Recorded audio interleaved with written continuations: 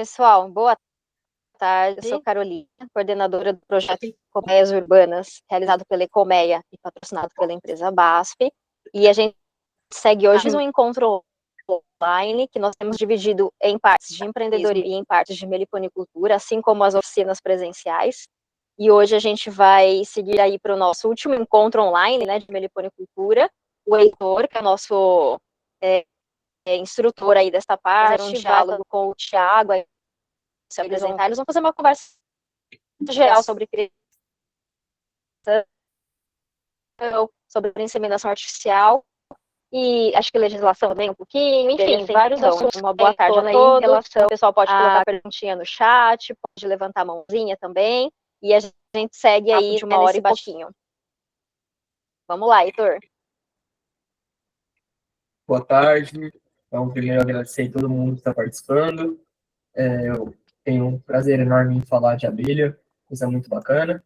E hoje a gente está com a presença aí do Thiago, que é um colega, um amigo que eu fiz na apicultura e na meliponicultura. A gente se conheceu lá em Muzambinho, conheceu uma galera muito bacana. Vou deixar o Thiago se apresentar aí para a gente conseguir continuar esse bate-papo. Boa tarde, pessoal. Meu nome é Thiago, eu sou apicultor e meliponicultor. Trabalho com meliponicultura há cerca de 4 anos e meio, mais ou menos, e apicultura há cerca de 2 anos. Na área de meliponicultura, não é um trabalho, na verdade, é um hobby, e na área de apicultura eu trabalho profissionalmente com a produção de própolis e mel, própolis verde e mel. Bacana, Thiago. Obrigado, viu, Heitor, pelo convite. Vocês estão de parabéns com o projeto. Cada vez mais gente, muito bem organizado. Muito bacana isso que vocês estão fazendo. Uma coisa importante, né, Thiago, a gente passar essa parte de conhecimento. Eu queria já começar por esses aspectos, nessa linha de raciocínio. O que fez você buscar o conhecimento na apicultura e na meliponicultura? E, em segundo plano, quais são as áreas que você busca, então, dentro da meliponicultura e da apicultura, onde que você vai buscar esses conhecimentos? Heitor, a busca de conhecimento, na minha opinião, é uma busca que não tem fim, sabe? Então, todos os tópicos, todos os assuntos que me interessam, sempre quando eu vou começar alguma coisa, eu sempre começo por essa via. Então, eu antes de começar, o meu primeiro contato com a meliponicultura, cara, foi muito bacana. Eu fui passar meu aniversário no sítio de um amigo meu, lá na Serra do Cipó, e aí ele comentou, falou, ó, Thiago, tem uma caixinha de jataí aqui, você me ajuda a tirar mel? Eu falei, claro. Nunca tinha feito isso na vida, sabe? E tivemos aquela experiência, minha esposa estava comigo, a esposa dele também, foi mó barato, cara. E eu falei, pô, fantástico esse animal. Claro que eu já conhecia a abelha, já tinha visto uma ou outra sem ferrão, mas meu conhecimento era muito limitado. Eu falei, eu vou estudar mais a respeito, que eu quero abelha lá em casa para polinizar minha horta e meu pomar. E eu comecei a estudar, cara. E cada vez que eu estudava, mais fascinado eu ficava com aquilo. Então, eu adquiri algumas caixas, depois peguei alguns enxames em caixa isca e comecei a criação aqui. Desculpa, a sua pergunta foi dividida em 2 partes. Qual que foi a segunda parte dela? A segunda parte é onde que você busca, porque hoje o conhecimento que eu vejo da meliponicultura, ele é espalhado, o Brasil é referência em meliponicultura, mas ainda assim a gente tem muito a desenvolver na meliponicultura brasileira.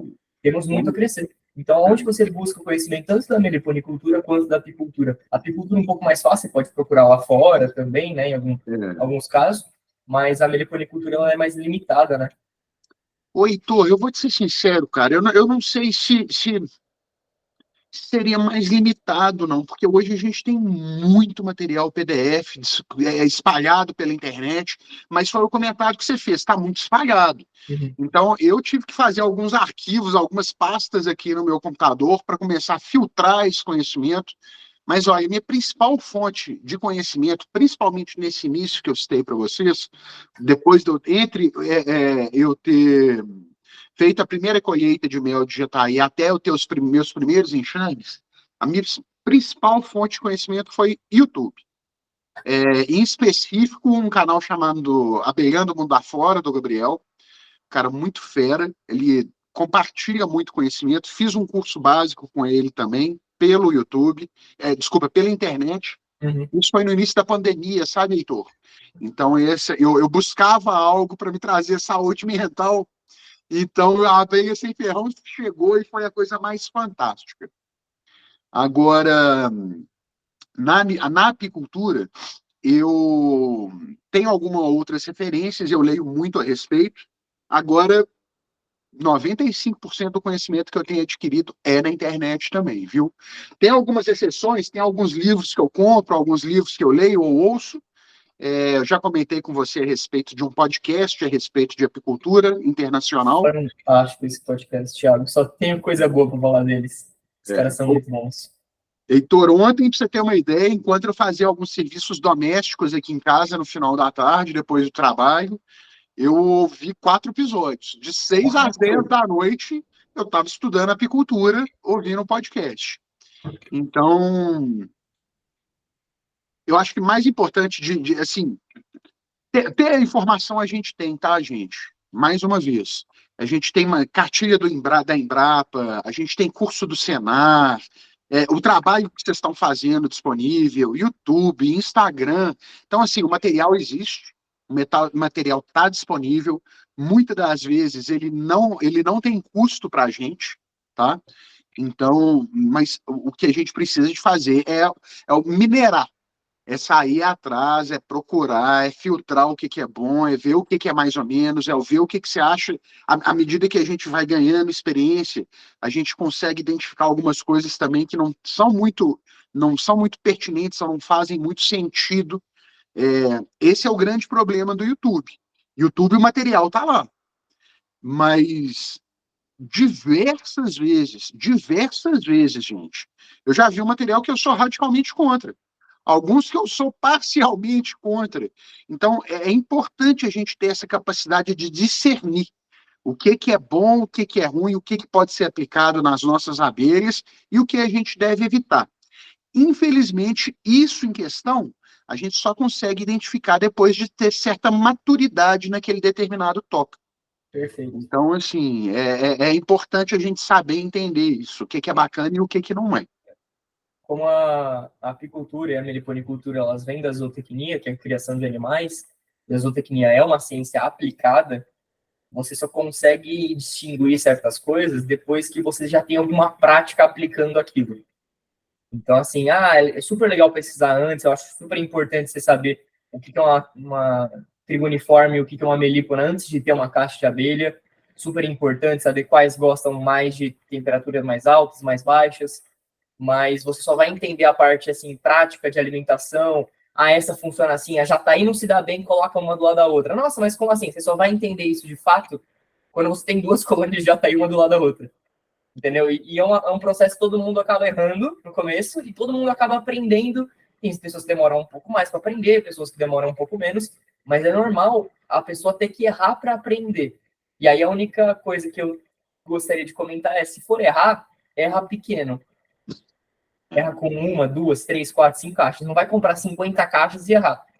Porque aí, primeiro, que o custo fica caro financeiramente falando, e segundo, que o custo fica caro ambientalmente falando, você perde alguns animais, você perde, né? Então, quando a gente faz o manejo, a gente acaba perdendo animais, é normal você matar uma abelha ou outra. Então, Thiago, é engraçado, né? A vez que eu fiz a transferência com a turma, ficou uma abelha de fora, o pessoal, não, coloca essa aí dentro e tal. Então, o pessoal queria resgatar todas as abelhas, assim, e a gente sabe que não é possível, né? A gente sempre tenta fazer o menor estrago possível nas colônias, mas a gente sempre sabe que vai perder uma ou outra. E é legal ver essa paixão que as pessoas têm sobre esse animal, que ele realmente encanta, né? Aquilo que você falou, essa experiência primeira dela, assim, ela encanta. E eu queria saber, Thiago, assim, que é uma história muito bacana que você contou da outra vez, da onde que veio a ideia de começar a criar profissionalmente? Então, você foi na casa do seu amigo, viu a jataí, começou a criar as abelhas sem ferrão, falou, putz, agora eu vou criar abelha com ferrão. Da onde que foi essa virada de chave para você? Então, Heitor, quando eu comecei com as abelhas sem ferrão, eu comecei pequeno, como você disse, isso é extremamente importante, é ir aos pouquinhos. E quando, passados 2 anos, 1 ano e meio, 2 anos, eu já estava criando, já tinha mais de 20 caixas de abelhas sem ferrão aqui, realmente eu me dediquei muito a isso. E um amigo meu, Ricardo e as Abelhas, ele me chamou para fazer um projeto com ele. O Ricardo, ele trabalhava com a exportação de própolis verde há mais de 10 anos. E ele falou, Tiagão, eu quero começar um projeto aqui em Belo Horizonte. Eu sou de Belo Horizonte e moro em Nova Lima, tá, gente? Eu estou a 30 quilômetros do centro de Belo Horizonte, que é a capital de Minas Gerais. Então, e ele me chamou, falou, Tiagão, eu estou com um projeto aqui em BH que é um restaurante, ele tem uma área externa muito grande para criança brincar e esse tipo de coisa. E falou, eu gostaria de colocar algumas abelhas sem ferrão lá, principalmente para educar as crianças. Isso foi o anzol, sabe, Heitor? Na hora que falou, eu imaginei, pô, ensinar sobre abelha sem ferrão para criança, é claro que eu topo esse projeto. O efeito multiplicador de conhecimento disso é fantástico. A gente ensinar a criança a respeito de abelha e a influência que ela tem na nossa vida, no nosso meio ambiente, isso é fantástico. Começamos esse projeto juntos, trabalhamos com bugia, mandaçaia, jataí, iraí, colocamos uma série de diferentes espécies de abelhas lá na fazenda. Meliponário expositivo mesmo. Expositivo mesmo, exatamente, só para exposição. E aí, o Ricardo, ele entendeu, ele viu o tanto que eu era apaixonado pelo tópico, e ele me falou, Tiagão, você devia ir para apicultura, cara. Você tem toda essa experiência com abelhas, dedica tanto tempo a estudá-las e a trabalhar com elas, e a apicultura é fantástico, você vai curtir, tem uma capacidade muito grande de você conseguir montar um negócio disso, se transformar um hobby da apicultura em profissão. E aí, Heitor, eu estava saindo da segunda úlcera que eu tive, cara, trabalhando no mundo corporativo. Tive o início de uma úlcera uma vez, depois tive a segunda vez, e eu falei, poxa, às vezes é essa oportunidade que eu preciso para dar uma virada de 180 graus na minha vida, sair do mundo corporativo e ir para o que eu realmente amo, eu juntar a minha paixão com a minha profissão. E assim foi, cara. Quando ele me deu essa ideia, eu achei fantástica. E da mesma forma que eu fiz com as abelhas sem ferrão, eu fiz com a apis. Eu comecei a estudar que nem um doido. Eu chego a ser um pouco obcecado com algumas coisas, sabe, gente? Isso é muito bom. Não era um bom estudante na escola, nunca fui. Repeti o ano algumas vezes, mas sempre que eu encontro um tópico que me interessa, apicultura, eu estudo apicultura 20 horas semanais, gente. Eu me dedico muito à profissão.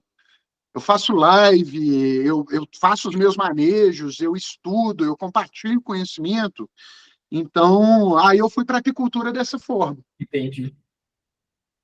Foi uma, digamos assim, uma forma de escape para aquela possível profissão que estava te fazendo meio mal e você já queria mudar, e você já tinha um carinho pelas abelhas, você falou, vou partir para essa área. Exatamente, cara. Isso é fantástico. A parte da abelha, ela realmente encanta, e você é uma pessoa que se dedica muito. Assim, eu tenho uma frase que eu gosto, que pessoas equilibradas não mudam o mundo. Tem que ser pessoa meio desequilibrada, sabe? E o cara que faz, mais ou menos tudo não vai fazer nada. Agora, o cara que é muito bom numa coisa, ou que se dedica muito àquela coisa, esse cara, assim, vai ser diferente, vai ter resultados diferentes. Fazer coisas diferentes é o que vai te dar resultados diferentes, não tem como. E dentro disso, a gente fez aquele curso, né? E a gente fez um curso de disseminação que, eu não sei, eu tenho 20 anos hoje. Eu imagino que eu sou uma das pessoas, se não a mais nova, uma das mais novas do Brasil a saber ou ter inseminado uma abelha, porque é uma coisa muito fora da curva, assim. Ninguém trabalha com abelha no Brasil, e quem trabalha hoje no Brasil, a gente tem uma apicultura muito, vamos dizer assim, não é arcaica, mas muito a se desenvolver, né, Thiago? Queria que você comentasse um pouco dessa falta de capacitação dos apicultores brasileiros e como que a gente pode melhorar isso. Heitor, esse é um tópico extremamente importante, na minha opinião, viu? Muito, muito bem colocado. Eu tenho um relacionamento pessoal com diversos apicultores e apicultoras aqui da minha região, tá? meliponicultores e meliponicultoras também. Na grande parte, eu te diria que, deixa eu fazer um cálculo por alto aqui, eu te diria que 90% deles têm mais do que 40 anos de idade. Certo. Desses 90%, 50% deles têm mais de 55. Ok. Então, são pessoas entrando na senioridade, vamos dizer, vamos colocar dessa forma. E o Brasil, ele sofre com isso hoje. Não só o Brasil, tá, gente? Isso é um problema mundial, na verdade. Que é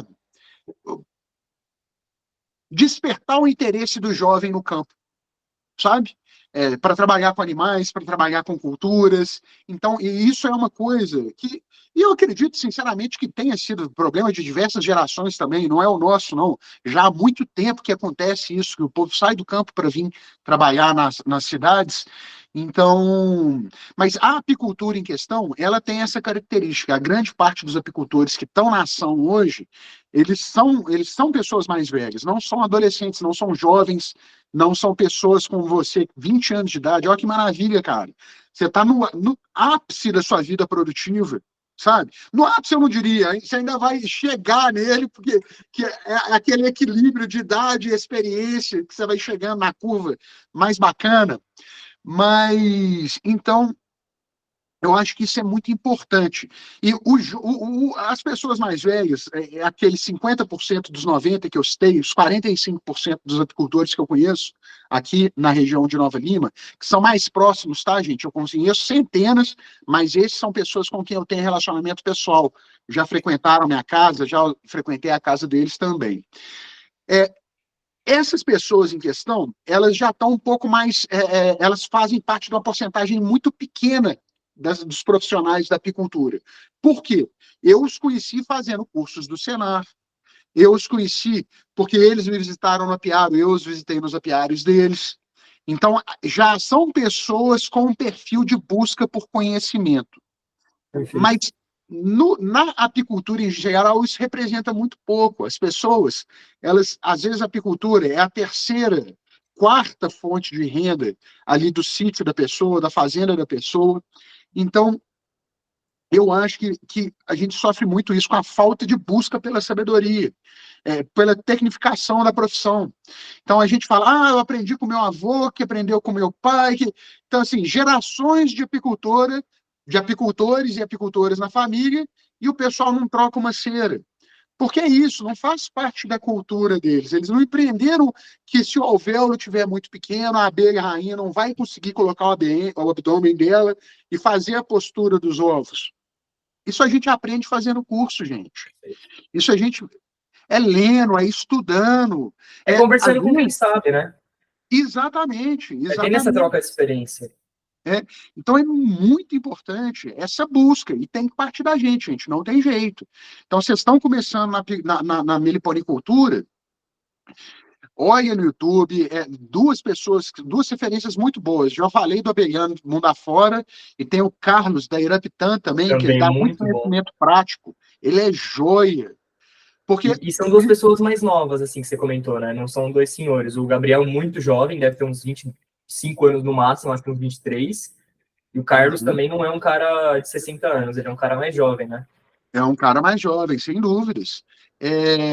Doutora Gena Souza também tem muito material bacana. Você deu o exemplo da Jataí, cara, olha que barato. Ela conseguiu juntar tudo, né? Ela fez um jataizário. Isso é fantástico, eu fiquei besta naquilo. Eu falei, cara, que sensacional.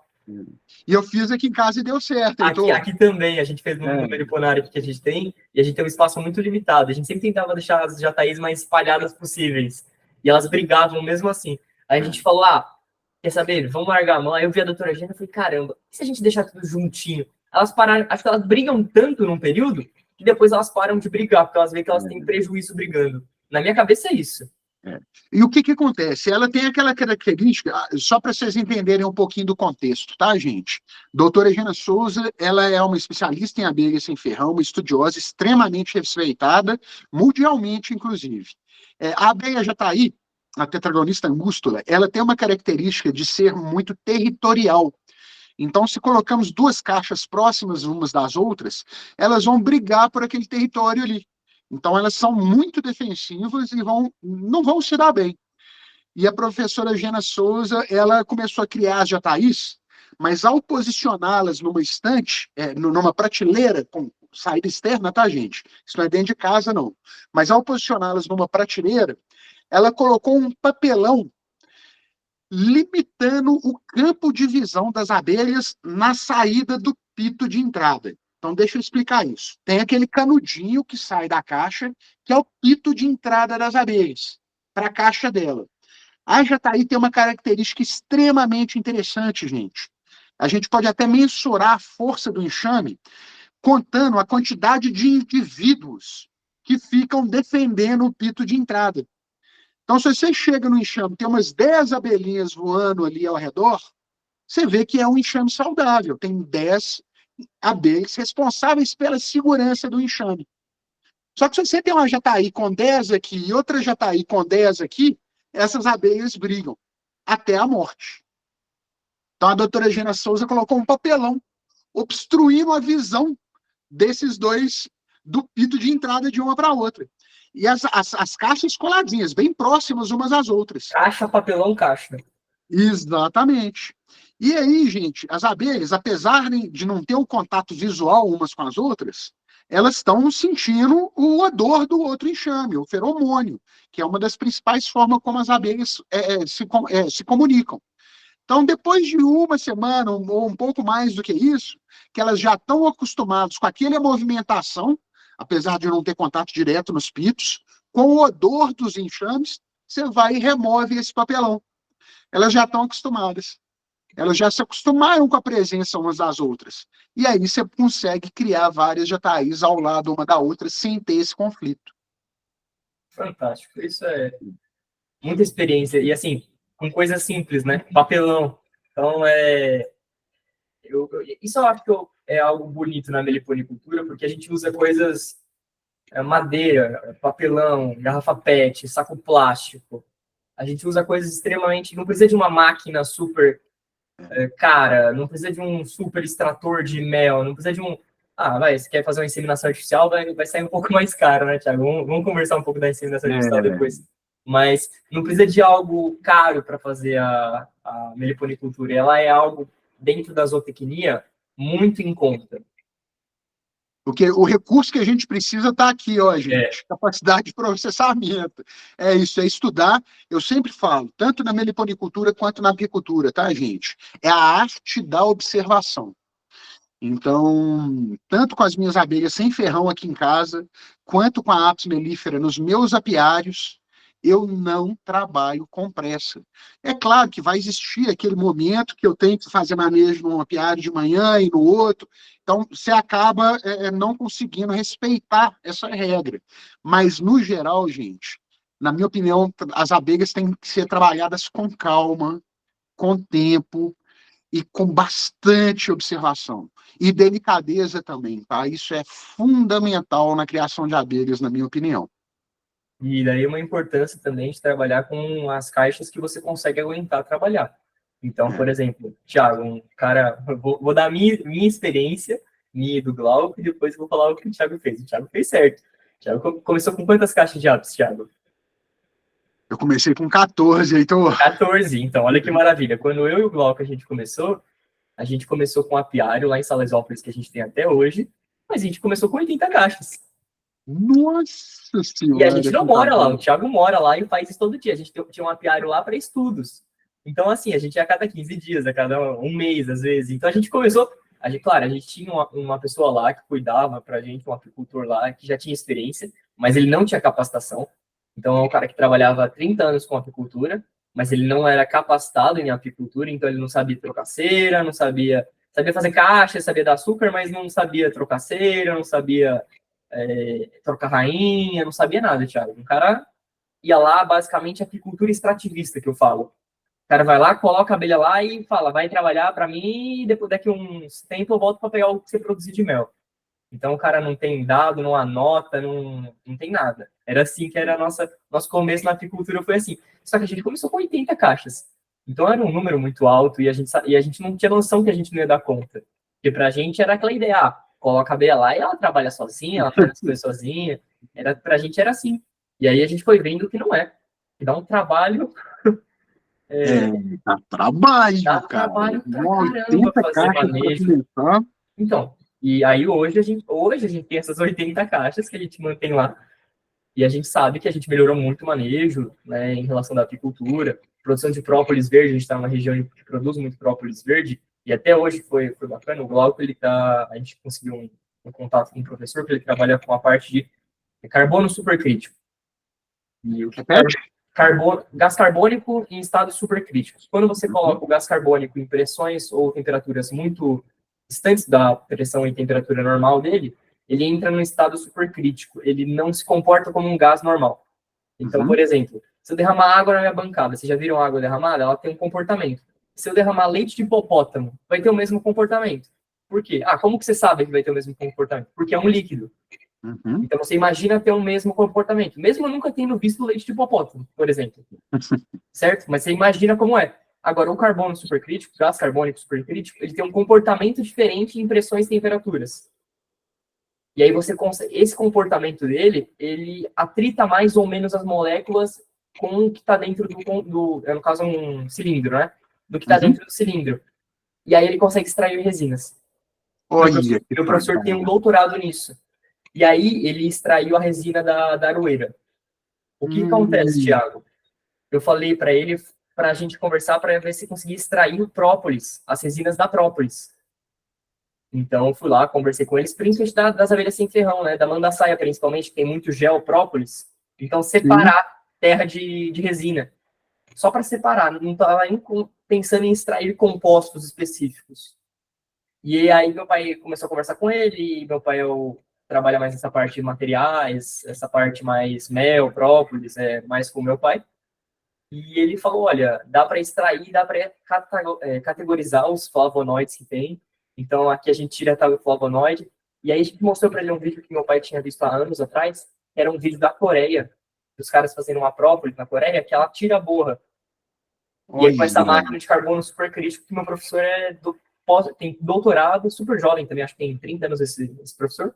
E hoje ele está lá na UFABC fazendo esse projeto de extração de própolis com carbono supercrítico. O Thiago é um produtor de própolis. E é fantástico isso. A gente pode fazer várias coisas com o própolis. O própolis tem a própolis, ou o própolis, né, pessoal? É a própolis, mas o extrato é o, né? Então, às vezes eu falo às vezes eu falo o. O certo é a própolis, né, Thiago? Heitor, eu vou te ser sincero, eu chamo de própolis. Normalmente eu não coloca artigo, não, né? Tá certo. Um bom ponto, eu nunca utilizei. É uma boa, esquece o artigo. Vou deixar própolis. Então, própolis, ele é fantástico, tem várias funções medicinais. Isso que a gente conhece o própolis da abelha apis muito bem, né? Principalmente o própolis, digamos assim, a verde, né?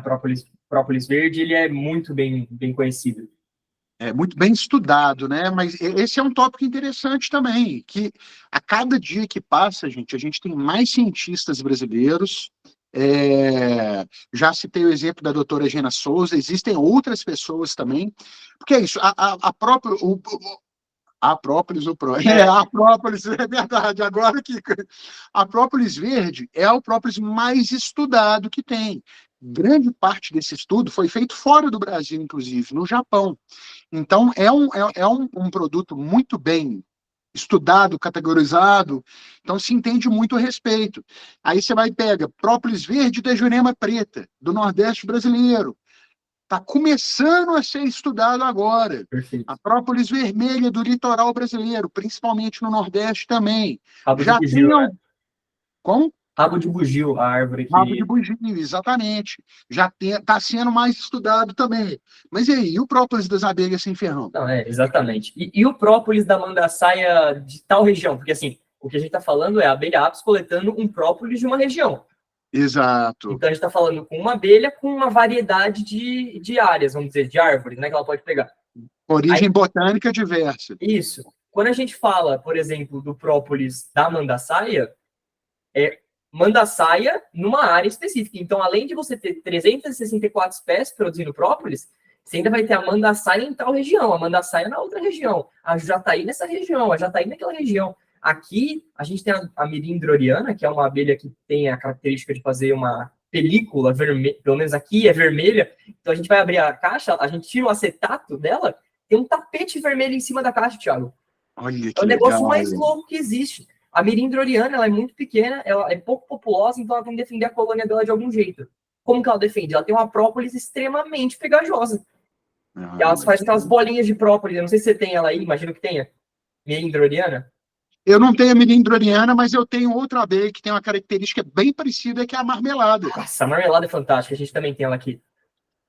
Ela é fantástica. A marmelada, ela pinta a casa dela de própolis. Ela faz uma pintura. Na Embrapa, eu fui uma vez, não sei se eu já te contei essa história, e lá ela enxameou dentro da casa lá de pesquisa deles. E ela pintou a parede da casa. Tem um bolão assim em volta da parede da casa, pintado, e aí você chega lá, você não entende nada, aí você vê o furinho e vê a marmelada lá dentro. Aí você fala, tá explicado.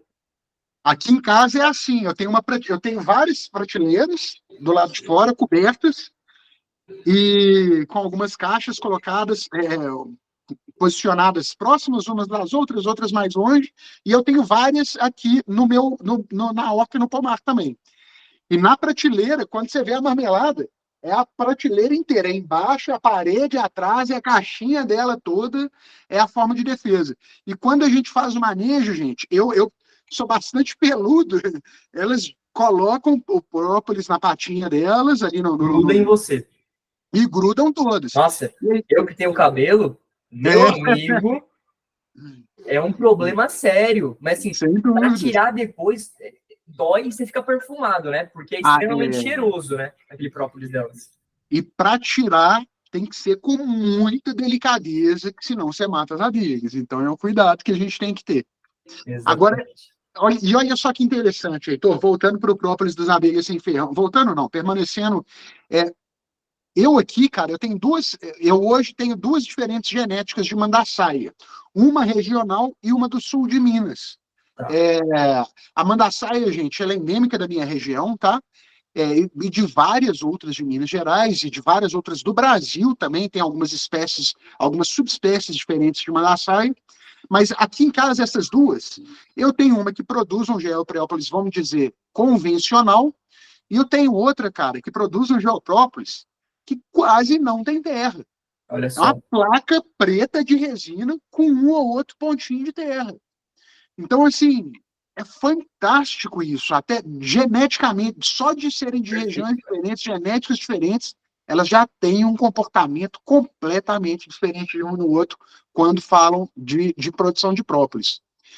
E tem um ponto muito interessante, na minha opinião, que é o seguinte: se a gente comparar um enxame de Apis mellifera, a abelha europeia africanizada, tá, gente? Essa que ferroa, e uma caixa de abelha sem ferrão. Vamos utilizar a mandaçaia como exemplo, porque ela é um ótimo exemplo para isso.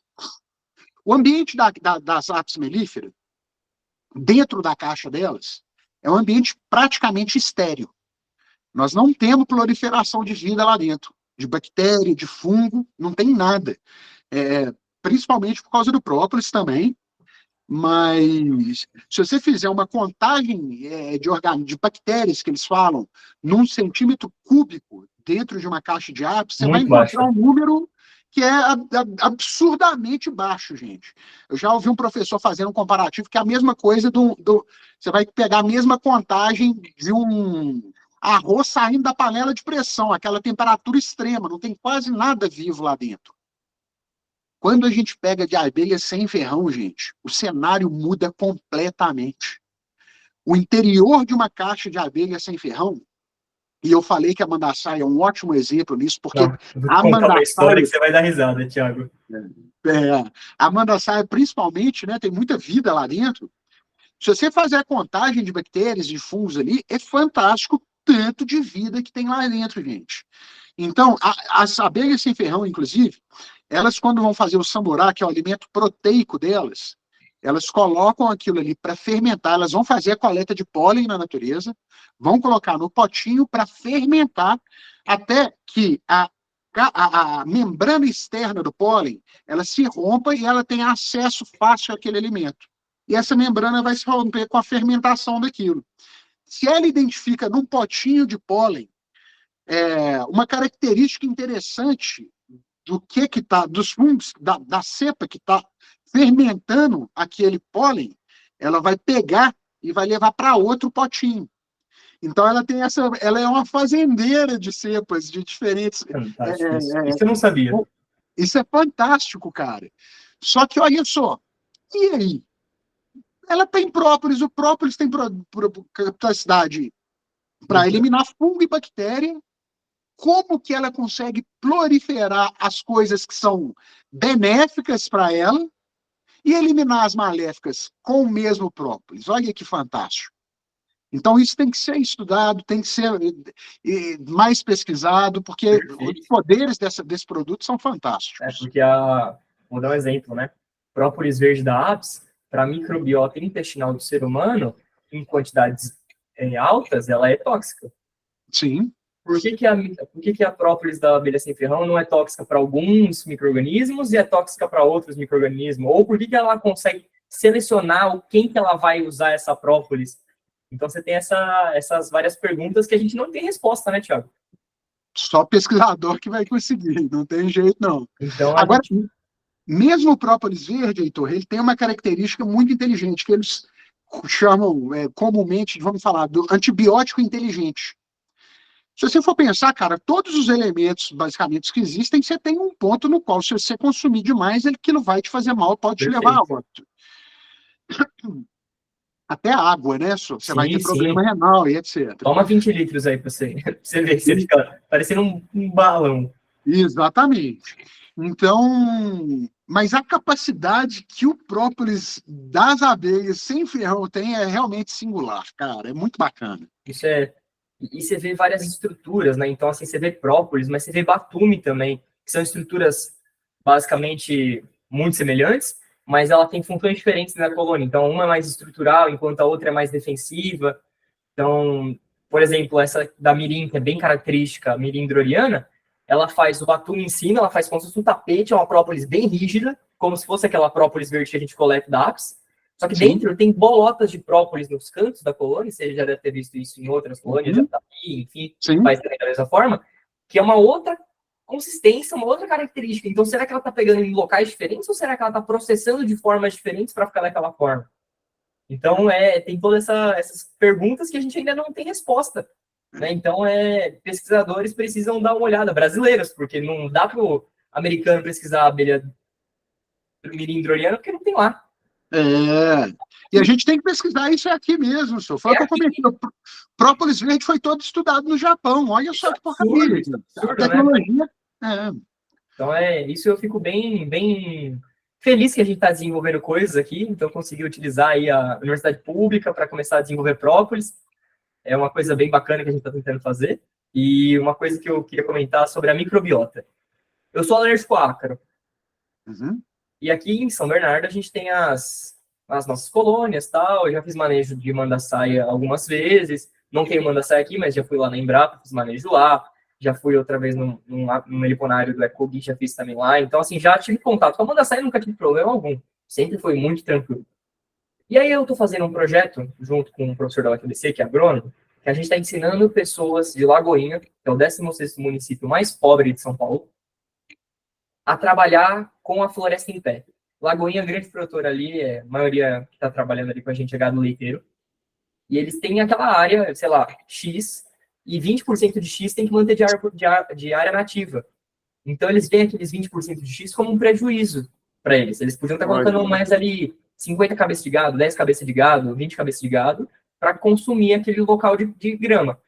Então, o que a gente está querendo levar? O meu professor, ele trabalha com crédito de carbono, e eu trabalho com abelha. Então, a gente quer gerar uma renda referente àquela área que ele não pode mexer, para ele não ver mais aquilo como um prejuízo, e sim como um lucro no final das contas.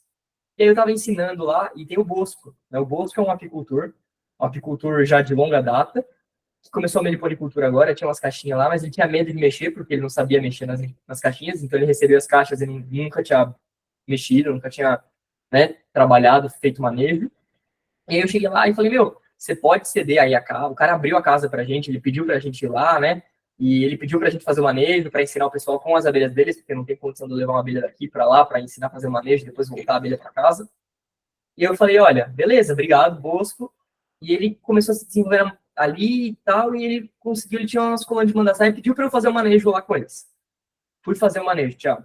Fiz o manejo, mostrei disco de cria, mostrei rainha, mostrei pote de alimento. O pote da mandaçaia é maior, então peguei uma pipeta lá, todo mundo tomou mel de mandaçaia direto do...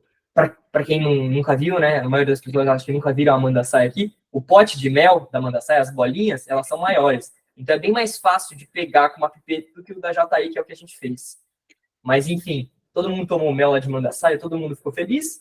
Fechamos a caixa, tal, terminei lá o evento, fui para casa do meu professor, que ele estava me acolhendo lá na casa dele, fui dormir lá, meu nariz truncou, comecei a ter uma crise de sinusite, rinite gigantesca, não conseguia respirar.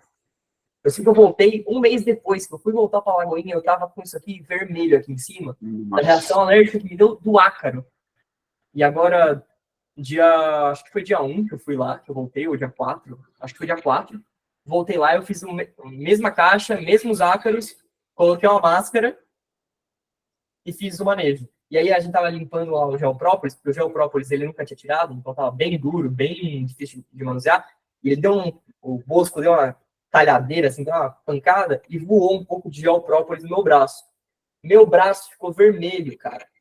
Então, Nossa, cara. É uma reação alérgica extremamente forte que eu tenho ao ácaro. E eu não sabia, nunca tinha, né? Porque a mandaçaia ela tem os ácaros internos dela, alguns, mas tem regiões que não tem regiões que tem. Então, eu tive alergia àqueles ácaros específicos lá do Bosco, por exemplo. Então, é uma experiência que eu nunca pensei ter e eu acabei tendo. Foi bem, bem interessante. Sem dúvidas, não. Cara, é um mundo muito diferente, né, Heitor? Uma das coisas que eu mais gosto a respeito de abelha, gente, é o seguinte: eu nunca vou deixar de ter material para estudar. Sempre vai ter algo a mais a aprender. Nem É que o você animal. tenha que desenvolver o material, né, Thiago? Exato, tem essa também. É, mas isso é muito bacana, gente. É o inseto mais estudado no planeta. É um dos animais que tem mais influência na vida humana do planeta. Então, assim, foi o que o Heitor comentou mais cedo. Eu conheci o Heitor, gente, fazendo um curso de inseminação instrumental em abelhas rainhas. Quando eu falei isso com meu pai estava tipo assim, falei, não, meu filho, mas você estava inseminando a abelha? Eu falei, pai. Então, mas como assim? Aí eu expliquei para ele o porquê, os genes e tal, como que funciona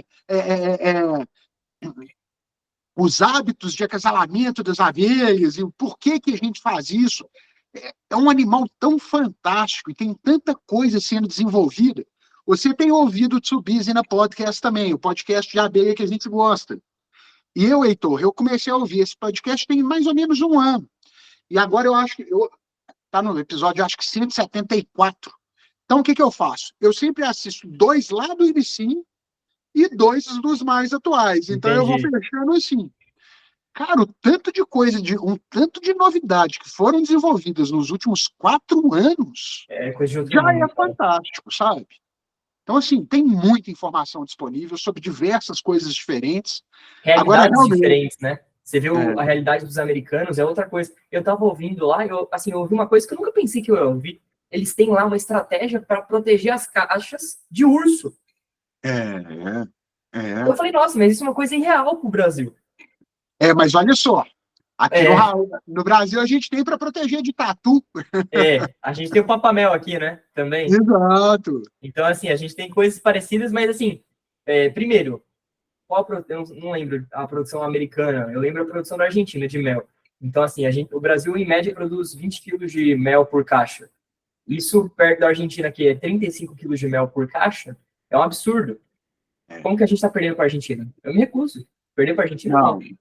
Mas olha só, eu vou te dar uma informação que vai te deixar um pouco, vai ver isso com uma ótica um pouquinho diferente, tá?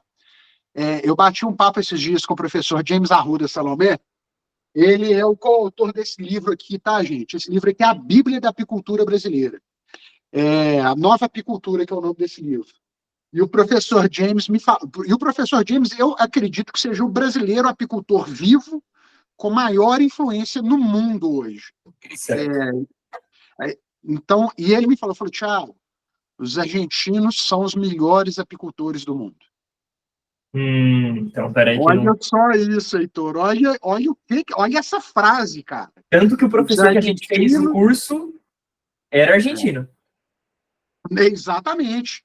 Mas ele falou, Thiago, se você foi nas empresas norte-americanas, nas grandes empresas de apicultura norte-americanas, todos os cargos altos de campo são preenchidos por argentinos. E ele até contou um caso para a gente, falou, Thiago, uma vez a gente estava organizando um curso de produção de abelhas rainhas num vilarejo na Argentina, e aí, por motivo, não sei se foi neve ou se foi chuva, o professor ficou agarrado na estrada. E aí o organizador falou, vamos chamar fulano, então que ele ajuda. E o professor James perguntou, mas ele é professor? Ele falou, não, ele é um apicultor local. E o apicultor local deu a aula, e o professor James falou, Thiago, foi uma das aulas de genética apícola mais fantásticas que eu já ouvi. E o cara era um apicultor local. Ele não era um estudioso, não era um cientista, ele era um apicultor local. Olha só. Então, eles estão mais avançados do que quase todo mundo do mundo, viu? Caramba, olha, é uma coisa que eu não sabia. Eu falei a mesma coisa na outra aula com você, e aí a gente ficou beleza, né? Mas aí, se agora você teve essa conversa, olha só que interessante. Então, mais uma coisa aí, a Argentina tem uma grande capacidade de manejo. Eu vejo que eles trocam rainha sempre, e isso, assim, né, é o padrão, né? Era para todo mundo fazer isso, né, Thiago? E aí é que tá. Eu acredito que a grande diferença deles, Heitor, por eles terem começado antes da gente, vamos assim dizer, que eles têm essa cultura há mais tempo, a turma de lá, de 55 e até mais velho que isso, eles já têm o conhecimento técnico, cara. Entendi. Eles conseguiram o conhecimento técnico deles quando eles eram adolescentes. Entendi. Agora o Brasil está investindo nisso. Entendi. Isso, cara, é governamental. Isso é o exemplo. A segunda-feira agora eu começo mais um curso de apicultura do Senar. Vai ser uma semana de curso presencial, uma carga horária de 40 horas ao todo. Eles já fazem isso há décadas e décadas e décadas. Então, a turma mais velha toda tem um conhecimento técnico super avançado. Entendi. Sabe?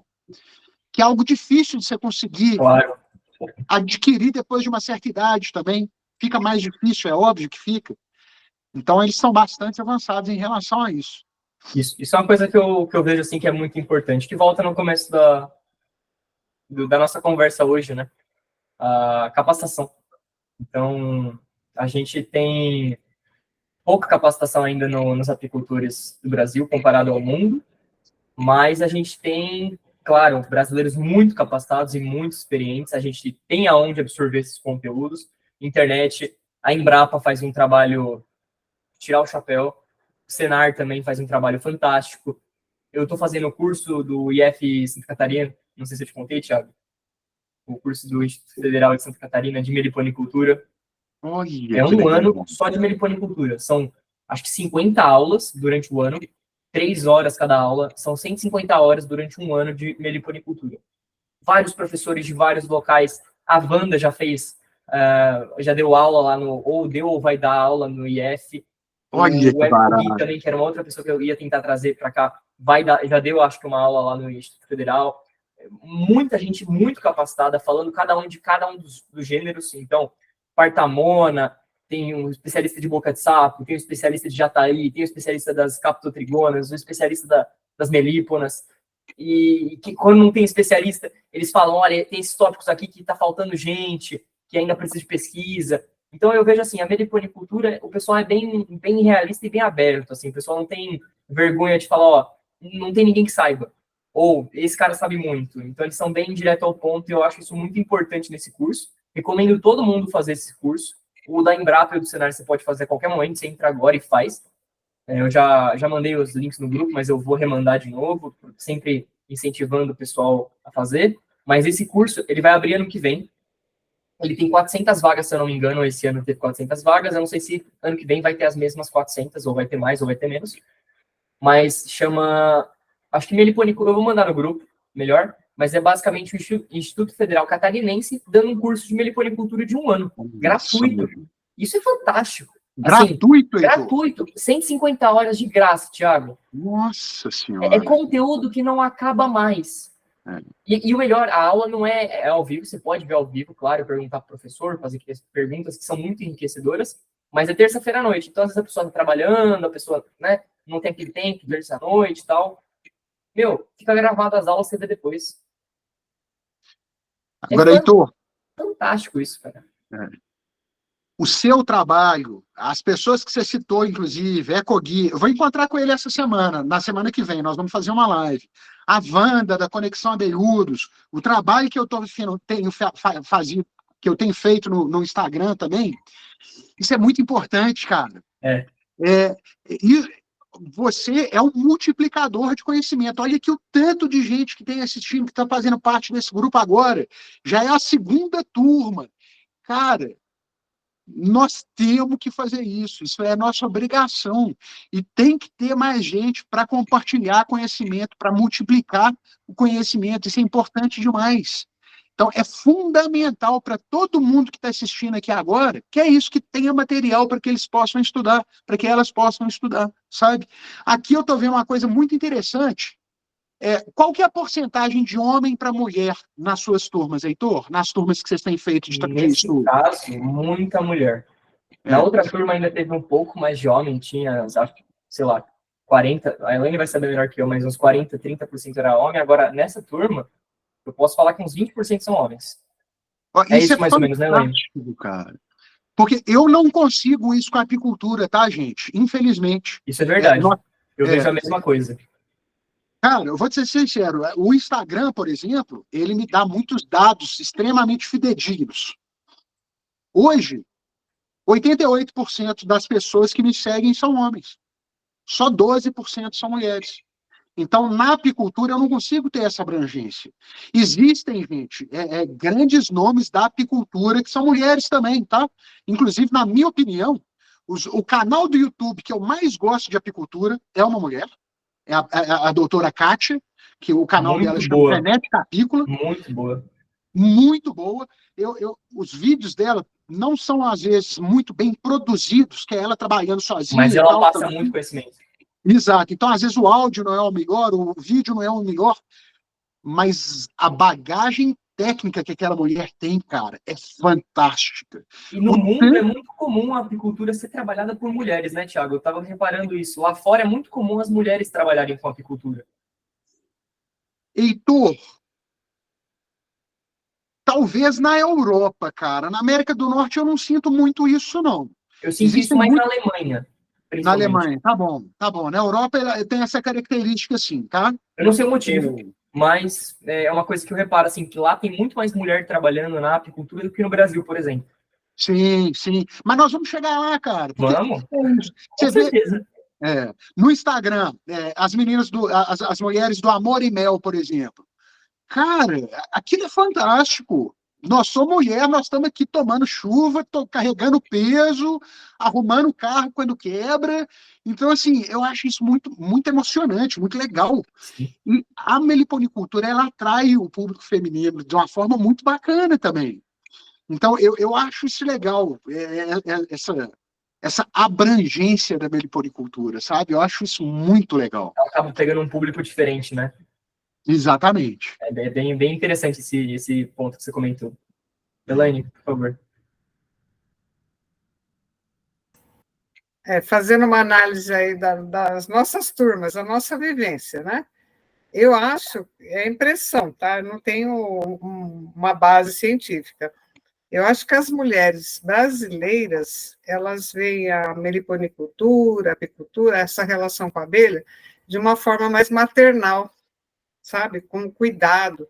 Então, tem essa atração pelas abelhas. Eu vejo dessa forma. É mais, assim, amoroso mesmo.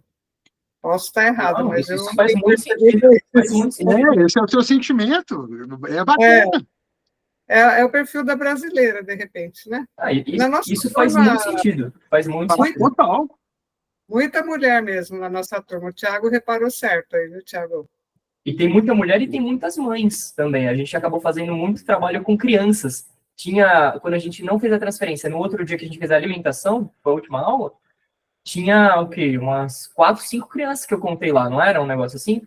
Então, crianças, assim, de 8 anos, não é crianças de 14, não, crianças pequenas mesmo. O filho por exemplo, filho do veterinário, né, que tava lá, ele mexe com bicho, cobra, tal, ele botou a cara quase dentro da colmeia, assim, de abelhecinha ferrão, foi super divertido.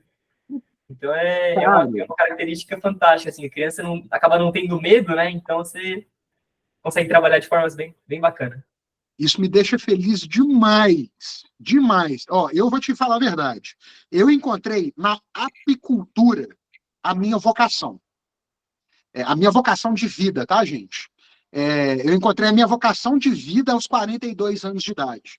Então, eu me considero com muita sorte. Porque imagina se eu tivesse encontrado aos 80. Olha só, eu ainda tenho muito tempo produtivo para explorar isso, sabe, de uma forma bacana. Eu encontrei a minha paixão por abelhas aos 40 e a minha vocação profissional aos 42.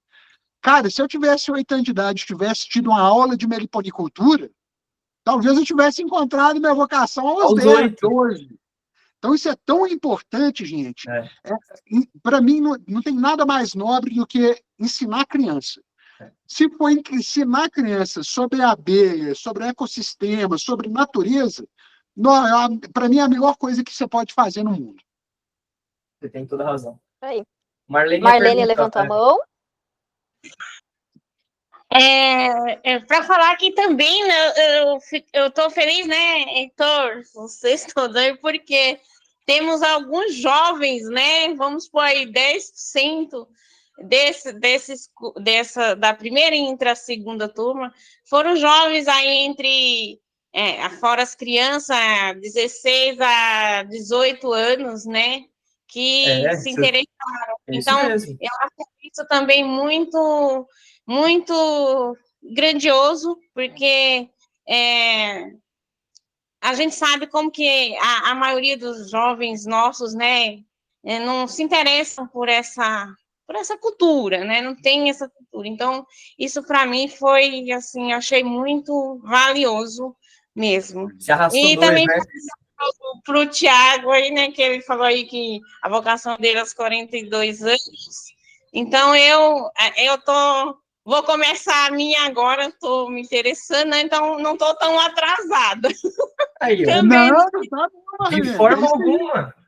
O meu pai, o Glauco, começou aos 48 a apicultura. Então, assim, nunca é tarde para começar. Eu que comecei muito cedo, né? Eu sou... Que bom, graças a Deus, né? Mas é isso, gente. Eu estou desde o começo do curso, né? Desde as palestras, eu estou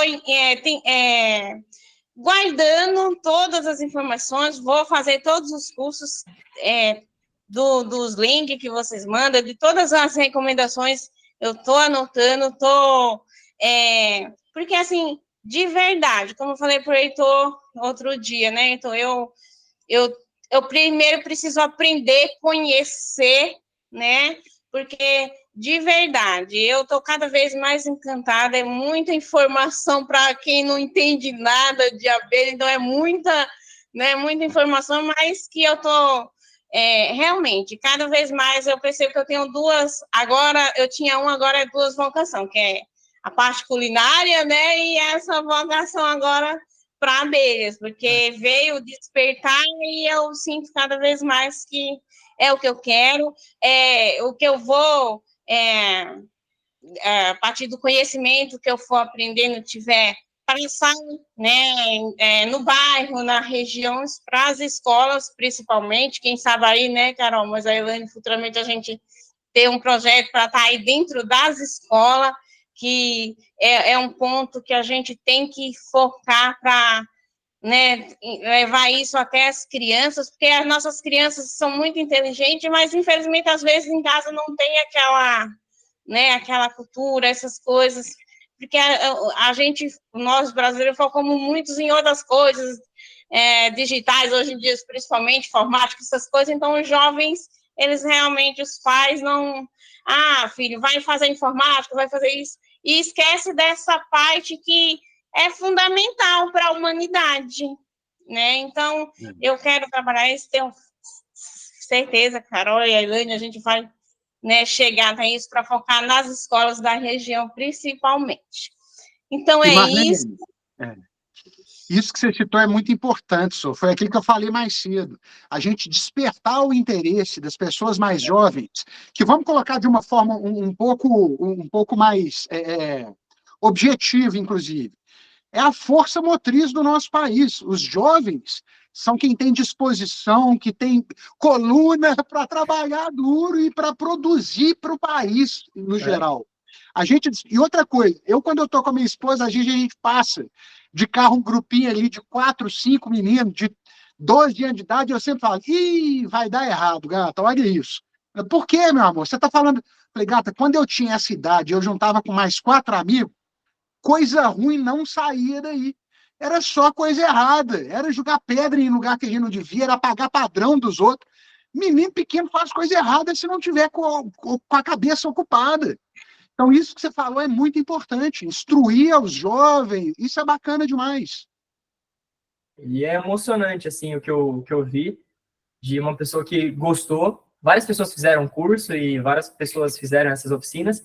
E algumas vão realmente começar a trabalhar com a meliponicultura, não são todas que vão trabalhar com isso, fazer uma caixinha ou outra, mas é muito bom saber que alguém quer levar isso para frente, não de ter colônias, mas sim de levar para frente e ensinar outras pessoas a também ter colônias. Isso, para mim, é muito gratificante, muito emocionante, assim, eu fico muito feliz com isso. Gente, eu gostaria de abrir um parêntese extremamente importante, na minha opinião, a respeito do processo pelo qual vocês estão passando agora, que eu passo na minha vida inteira, que é o seguinte: para a gente conseguir absorver conhecimento, seja ele batendo um papo com o Heitor, vendo um vídeo no YouTube, lendo um livro, na minha opinião, é extremamente a gente sempre ter um caderno em mãos. Aqui o meu. Exato. É isso que eu quero mostrar para vocês. Olha, caderno de capa preta. No YouTube, eu estudo pra caramba, no Too Busy na Podcast, eu tenho 4 cadernos em volta de mim, com etiquetas. Esse daqui é YouTube e Too Busy na Podcast, coincidentemente. Esse daqui são os cursos que eu faço. Então, todos os lugares. Aí tem um que é só para as pessoas, as lives que eu faço aprendendo com os meus convidados. Então, eu tenho um caderno só para isso. Porque, gente, mais uma vez, eu tenho 44 anos de idade. A minha capacidade de absorver conhecimento, de absorver informação, não é a mesma do autor, do Heitor que está com 20. É totalmente diferente. Então, gente, todas as vezes que vocês forem assistir uma palestra, vocês forem assistir um vídeo no YouTube, deixa um caderninho do lado já, pega e anota para você. A partir de uma coisa, gente, é a gente ler uma informação. A outra é a gente ouvir e assistir. Agora, imagina se você ler, se você ouvir, você assistir e você anotar. E depois você ir lá e fazer.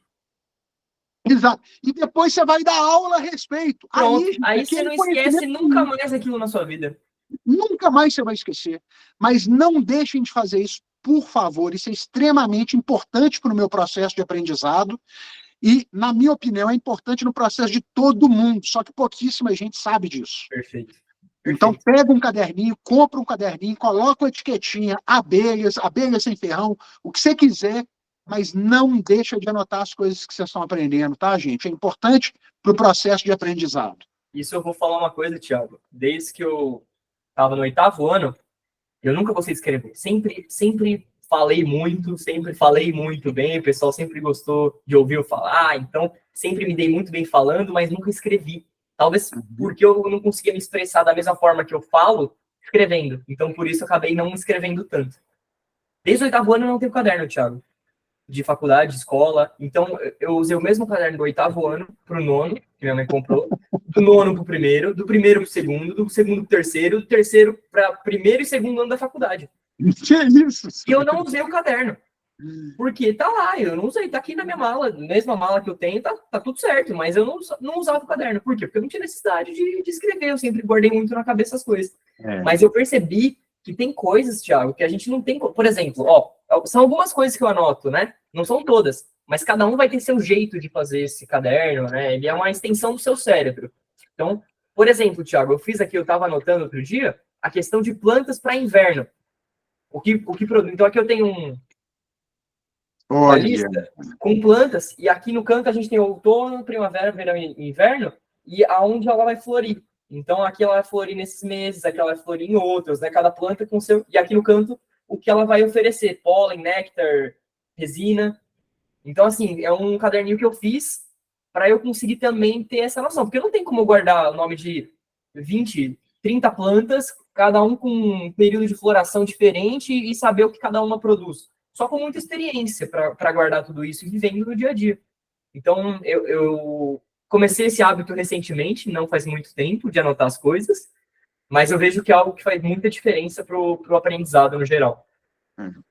deixa eu abrir um parêntese em relação a esse tópico em específico que você acabou de citar, tá, Heitor? Eu tenho um material aqui, eu não posso compartilhá-lo, Tá. porque é um material que eu comprei e do Gabriel do Abelhando Mundo Afora. Entre em contato com ele. Ele tem um arquivo muito bacana.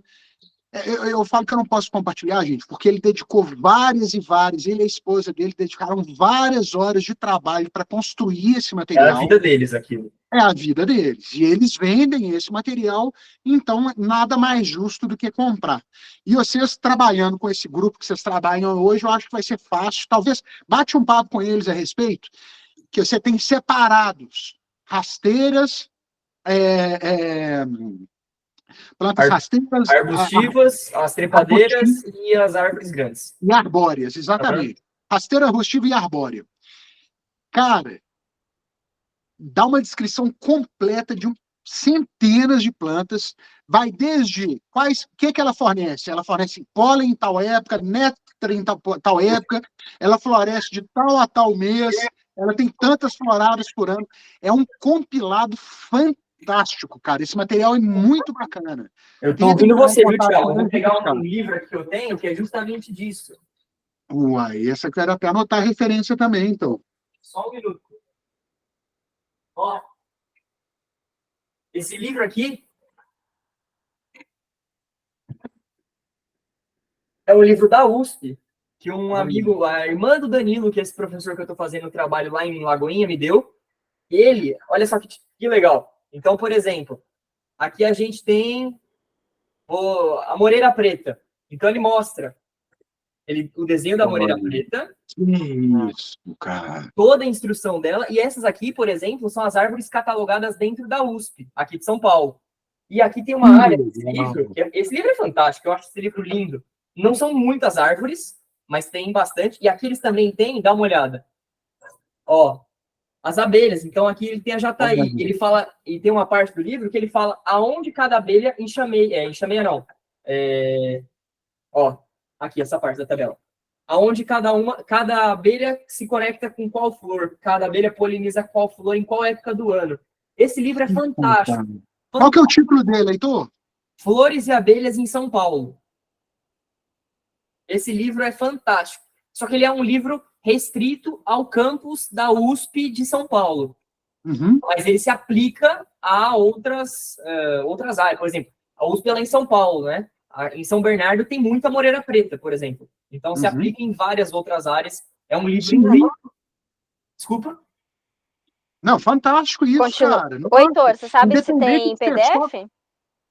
Não sei se tem PDF. Eu vou levar para a turma ver na próxima aula. Mas é um livro que eu guardo com muito carinho. Esse livro foi dado... Bem artístico, né? Tem uns desenhos ele é lindo. Assim, a imagem é meio ruim de ver, mas ele é lindo. Assim, tá dando para ver, sim. Várias flores e várias abelhas. E parece... Eu queria saber desenhar, né? É uma habilidade que eu não tenho. Mas fazer aqueles desenhos bonitos, sabe? Eu acho fantástico. O biólogo que sabe fazer isso, eu acho que ele tem uns pontos a mais ali. Me manda uma especialização dele, também. por favor. Eu vou mandar uma foto e o título, tá bom? Obrigado. Vou mandar no grupo também. Gente, eu acho que a gente já chegou pessoal, alguém tem mais tempo. alguma perguntinha? Isso. Alguém tem alguma perguntinha, gente? Pode falar no microfone para a gente encerrar? Acho que não, né? A Marlene falou. Deixa eu ver no chat. Que não tem. Não, o pessoal ficou aí adotando. Sem perguntas? Sim. Maravilha. Então,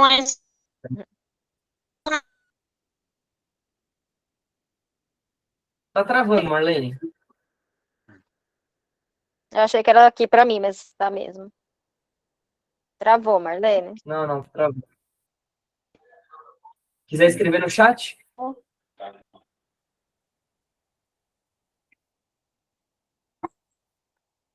E eu vou te... Heitor, você está em Acho que ela Aparecida? ia Desculpa, você finalizar está em mesmo. Aparecida, Heitor? O que foi?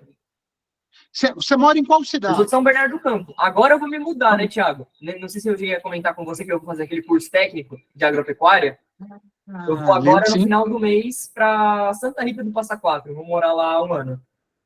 Olha que legal, cara. Fantástico. E eles estão começando a trabalhar agora com abelha sem ferrão na fazenda, Thiago.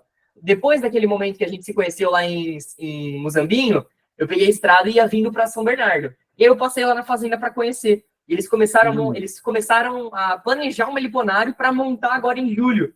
Um meliponário. Então eu vou pegar bem o início, né? Esse é um curso novo, começou em 2022, e eles vêm aumentando as culturas que eles têm. Então começaram com galinha, porco e vaca e algumas culturas, né? Eucalipto, café, tomate, algumas culturas da agricultura. E agora eles estão aumentando algumas coisas. Então estão colocando piscicultura, estão começando a colocar ovinocultura, estão começando a colocar, apicultura é perigoso, porque tem gente ali, pode picar, não sei o que, eles têm esses medos. Então estão começando pela meliponicultura. Então você tem esse curso da termomecânica crescendo, que é uma coisa muito bacana. Fantástico, cara. Vou lá te visitar. Oh, fica aberto o convite. E eu Vou lá também te quero vir visitar. aí em Minas dar um pulo no sapiário. Vai ser muito bem recebido. Você vai na Combrap esse ano? Com certeza. É uma coisa que a gente não falou, né? Nós vamos encontrar lá, então. A Combrap é uma junção de vários apicultores do Brasil inteiro, um evento com um monte de apicultores. E, assim, E fantástico. meliponicultores também, tá, Heitor? Tá certo. Não é só apicultor. Tem os meliponicultores, mas, assim, o apicultor, ele acaba virando meliponicultor e o meliponicultor acaba virando apicultor. Sempre tem esse... Difícil um cara que só trabalha com a ápice, difícil um cara que só trabalha com a sem ferrão. Mas tem também, né? Então, eu fico, assim, feliz se algum de vocês realmente tiverem interesse e aparecerem lá na Combrap. Esse ano vai ser em São Paulo. Então, em Aparecida, né, Thiago? Em Aparecida, exatamente. Então, quem puder ir vai ter um conhecimento agregado muito grande. Tenho certeza disso. Qual mês? Novembro? Vai ser em novembro, exatamente. Né? Eu anotei até aqui no calendário, acho que dia 27 de novembro, se eu não me engano. Exatamente, de 27 a 30 de novembro, isso mesmo. Certo, maravilha. Então é um super evento, muito bacana, quem puder participar, com certeza vai ficar muito encantado com as abelhas, mais do que já vem se encantando aqui no curso. Gente, agradeço o Thiago, Carol, Elaine, todos que participaram. O MEI agradece também. Desejo uma boa tarde para todo mundo. Muito obrigado pelo convite. Boa tarde, gente. E muito obrigado pela presença, viu, gente? Boa tarde para todos. Obrigada. Tchau, tchau. Tchau, tchau, galera. Até Tchau. sábado que Tchau, vem, obrigado. presencial. Tchau, tchau.